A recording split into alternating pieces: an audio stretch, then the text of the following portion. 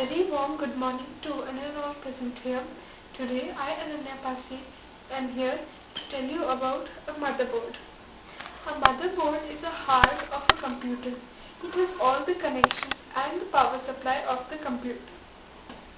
It is present in almost every electronic device, that is a microwave, a TV, a washing machine, a cell phone, a camera, etc. I am going to tell you about the motherboard of a computer.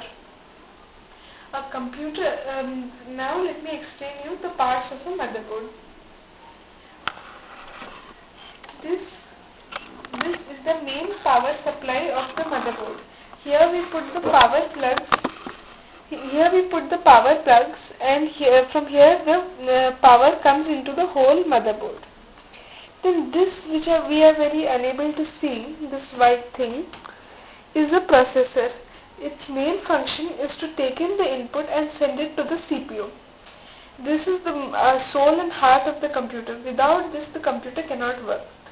During the use, it becomes so hot that it has there is a heat sink, and the heat comes here.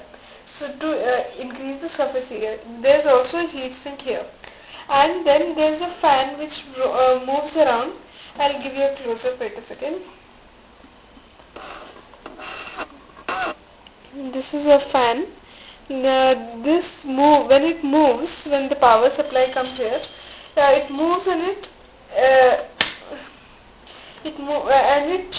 replaces the hot air with the cold air.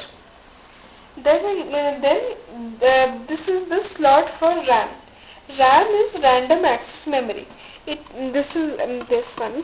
It is a part of the memory unit of a computer. It stores all the recently used files of a computer. These plugs are used to put RAM inside it.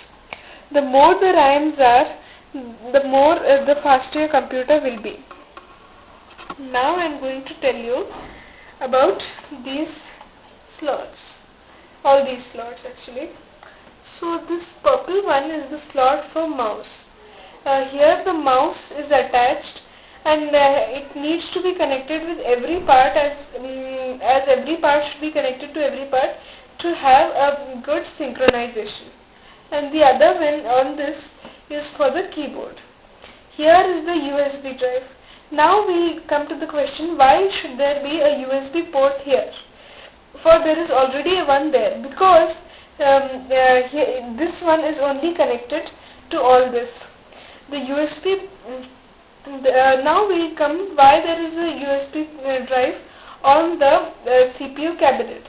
Because every time when we have to put a flash drive, we cannot open the whole cabinet of the CPU and put a flash drive into it, as this may increase dust and water and everything into the computer, and it will also make us difficult to do it because we may also have current. Then this is for audio for the same thing, and this is for the monitor. This is for the printer, and this is for the printer. This is a battery. Now we will see what is the need of a battery. For computer has its own power supply. This is because whenever even we put on the computer, the computer is on, so that it can store time, how much time should be used. And if it doesn't get the clock, doesn't have a battery, all the information of time will be lost. Now the last thing is extension slots. In this you can put RAM, another RAM to increase the speed. Then you can put LAN card, which helps you to connect to other computers. Then you can put a TV tuner card, which helps you to see TV on the monitor. It will also have an antenna, and you can put antenna wherever there is network. Then you can also put an FM tuner card, on which you can listen to FM and many other things.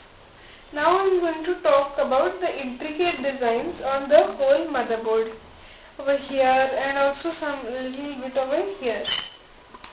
These are Actually, a long time ago, these were having wires, and before that there were vacuum tubes. This increased the space. So what is this? This is a plain board on which there are small integrations. These integrations are filled with metal so that electricity can pass through them. And these small things you see are processors. Are very small and we are almost unable to see them. These during the first, second and third generation computers were almost this big, about the size of a microwave. And so you can imagine how big a computer would be.